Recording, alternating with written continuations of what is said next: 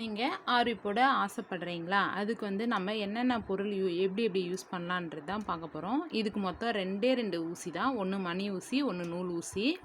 இந்த மணி ஊசி வந்து கொஞ்சம் மொத்தமாக இந்த மாதிரி திக்காக இருக்கும். நூல் ஊசி வந்து இந்த மாதிரி மெலிசாக இருக்கும். இதை வச்சு நம்ம உருட்டு ஊசின்னு சொல்லிட்டு கேட்டு வாங்கிக்கணும். பட்டை ஊசி வாங்காதீங்க. அந்த உருட்டு ஊசி வாங்கிட்டு இந்த மாதிரி புக்கு தைக்கிற நூல் இருக்குது இல்லைங்களா? இதை கொஞ்சம் சுருட்டிகிட்டே வந்து மேலே லைட்டாக கம் போட்டுட்டுனா இந்த நூல் வந்து இந்த மாதிரி பிரிஞ்சு போகாமல் உங்களுக்கு உருட்டி உருட்டி போடுறதுக்கு உங்களுக்கு ஈஸியாக இருக்கும். இந்த மாதிரி நீங்கள் பார்த்து வாங்கிக்கோங்க.